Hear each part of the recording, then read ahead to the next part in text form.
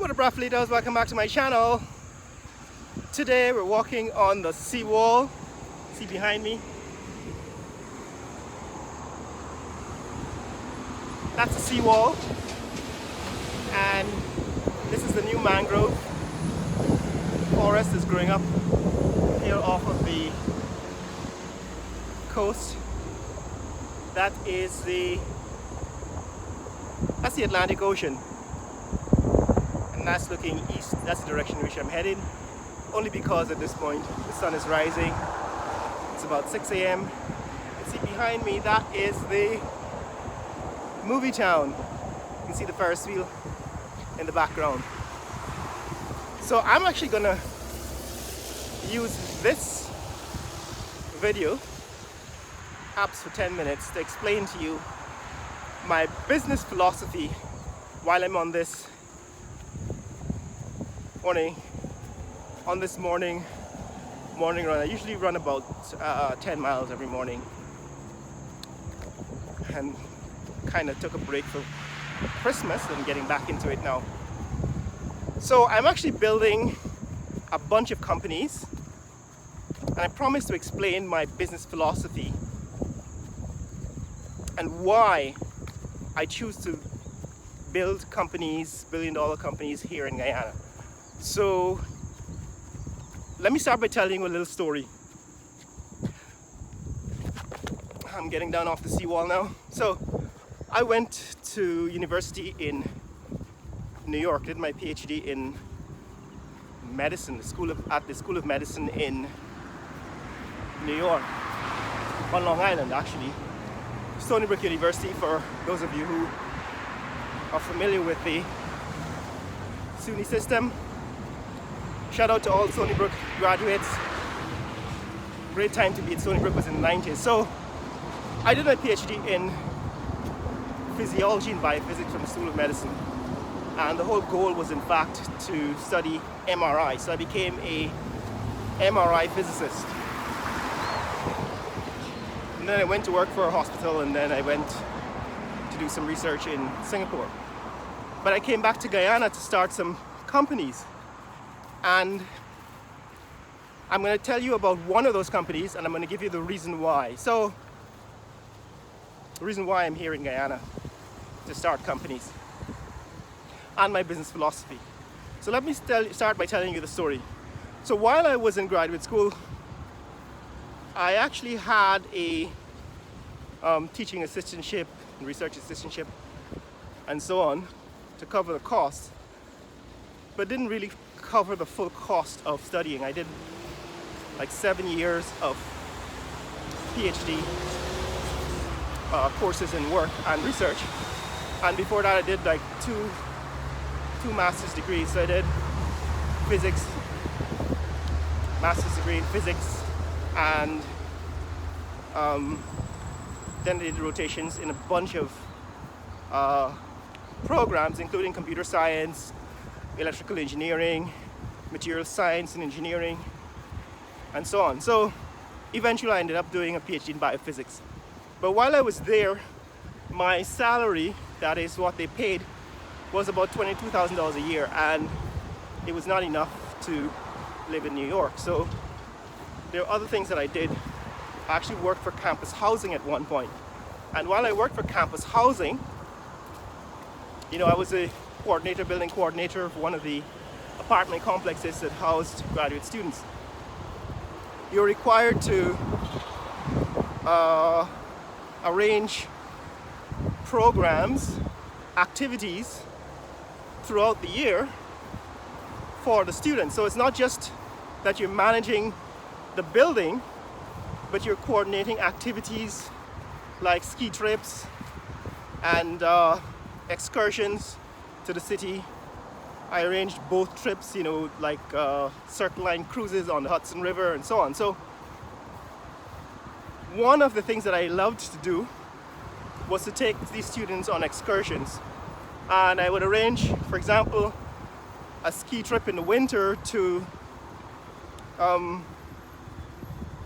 Ski Wyndham, which is upstate New York. So we were on Long Island, Stony Brook, and I would drive the campus bus. I think it was like a 15-seater from New York all the way up near Albany, spend a day out on the mountain, and then return the students by the end of the day, right? So we'd probably leave like 6 a.m. in the morning and come back by 6 p.m. So that was a typical day trip. We would go all over, but I remember arranging ski trips. So one of the things that stood out is that on these ski trips, when you show up with a bunch of students from, various countries, India, China, these are graduate students who are studying in the US, who are living in the student housing. When you show up at, say, Hunter Mountain or Ski Windham, would definitely stand out, because the people who are skiers, people who go for ski trips regularly every winter, would have the ski gear, right? They'd be decked out in the most fashionable, current fashion for ski boots and ski jackets and clothing and so on. So with the gloves and the skis and the poles and so on. So we would show up, a motley crew, just staying warm in the New York winter and renting our ski equipment from the ski lodge. So we stood out. I'm saying that to say that I have decided to start a company called LezAir or LezAir that combines air travel, private jet travel, and activities all around the world. And it's based on this experience that I had arranging activities for students in graduate school. So the way it works is, so you can go online. I have a website. You can go to lezair.rnbrand.uk. I'm going to put the link to the website in the description below. So the way it works is, if you are interested, like me, in traveling not just to see pictures in museums, and believe me, there are some great museums in New York and in Europe, in London and Paris and so on, but there are lots of other things going on besides museums. And if you're coming to Guyana, a lot of people go to Kaieteur Falls, but there are lots of other activities to do besides visiting Kaieteur Falls. So if you're interested in coming to Guyana or going to Europe or going to Africa, this is what LezAir will do for you. We will arrange for you to join a group, right? Just like the groups, what we would do is in graduate schools, we put a sign-up sheet on the wall. We say, look, next Saturday we're going on a ski trip. You have 2 weeks to prepare. If you're interested in coming skiing, then put your name down so that we can make arrangements, so that, I need to know if I need 2 buses or I need a big bus, or if a 15-seater could work.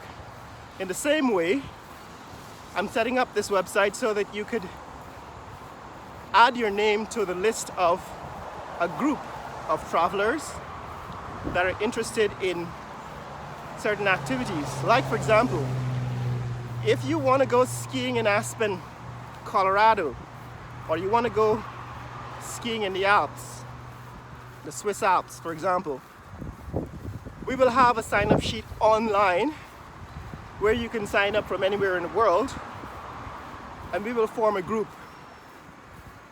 Once that group gets to be more than a certain number, I think usually 26, then it becomes economically feasible for me to charter a private jet to fly you from New York or Toronto or California, wherever you are, you know, LAX or Dallas, DFW or Atlanta, you know, Hartsfield Jackson, wherever, you sign up and we'll arrange for you to meet up with the group, travel to the destination,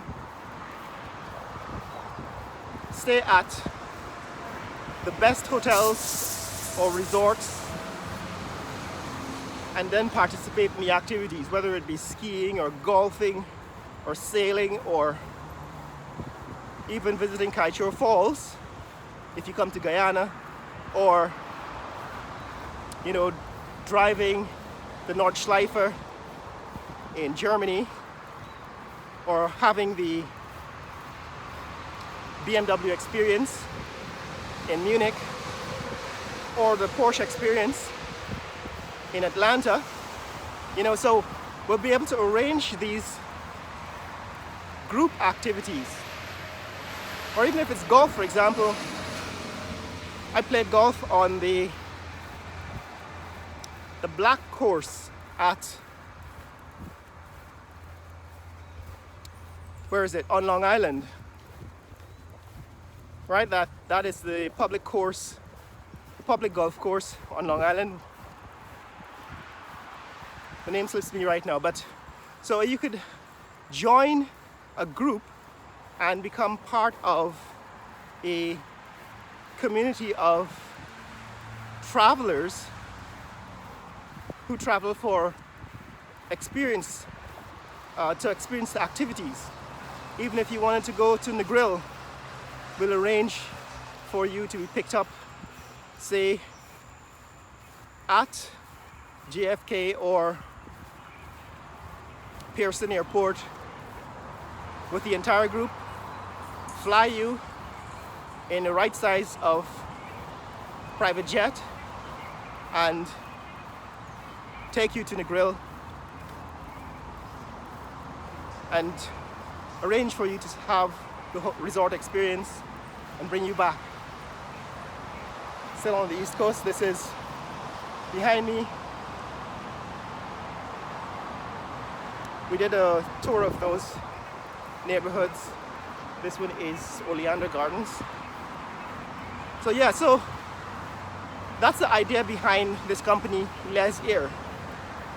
And the reason why I'm doing it from Guyana is because it's actually quite cheap to start a business down here. And that's exactly why I'm here in Guyana starting businesses, starting companies, because it's very easy, it's very cheap to fail. In other words, if you build a company and it fails, you don't lose a lot of money. Distance, it's not like 5 miles. Duration, 1 hour, 14 minutes, 53 seconds. Pace, 20 minutes, 33 seconds per mile. So it's not like in the US where you have to raise, you know, millions of dollars from investors and then hope that your business doesn't fail and that you can return 10 times the investment, right? So the reason why I'm here is because it's actually cheap to start a business, and I've started more than 20 already so far, right? You can go to my website, lezagroup.uk, LezAHGROUP.uk, to see all the companies I've started. So that's the reason why I'm here, and my business philosophy is that we need to build parallel institutions, right? You need to build institutions that can replace the traditional government institutions that are controlled by politics. So for example, I'm building a university called the Georgetown Biomedical University, and the reason why is because I used to teach at the university, and I discovered that the University of Guyana was very, very political. In other words, everything that happened was dominated by local politics, and the only way to build an independent institution, the only way to escape the politics is to build an independent institution. So that is what we're doing. We're building independent institutions, independent universities, independent hospitals, independent schools, independent airlines, and so on, so that even if the government changes, it will not change these institutions. So for example, if you are stuck in, if you're a Guyanese citizen and you're stuck in Asia, for example, in China, and you can't get home because there's a pandemic, the Guyana government was not able to send an aircraft to pick you up the way the US and Canadians and so on were able to send an aircraft to pick up US citizens and Canadian citizens. We want to solve that problem, and we want to do it with independent institutions. And the only way we can do that is if we have our own airlines and our own independent institutions. So that, for example, if there's an emergency where a Guyanese group or citizens are stuck, whether it be in Vienna, Austria, or in Ukraine, because there's a war coming, we should be able to send an aircraft to pick up our citizens and to bring them back to our country. And that is what is behind the companies I'm starting. It's behind the philosophy, my business philosophy, to build independent institutions that are able to function despite the politics and the corruption that is endemic in, in countries like Guyana. So that's my business philosophy, guys. That's my story on how and why I'm starting LezAir, and that is why I'm still in Guyana. We're now at Ogle. This is my turn back point. I usually walk 5 miles or run 5 miles out and then head back in. So this is the halfway point for my run. So I'm going to stop here. In my next video, I'm going to explain to you some of the local challenges. And I have a channel that deals specifically with business. If you want to follow the growth of these companies that I'm building, you want to participate, invest in some of these companies, you should log on to subscribe to my business channel, that is Raffle Nation Business, and you'll be able to see step by step how these businesses are progressing. But that's what's up, guys. That's what's happening in this neck of the woods. If you want to see more content like this, click like and subscribe, share this video with friends and family around the world. Let people know what's happening here in Guyana, the fastest growing country in the world. Later!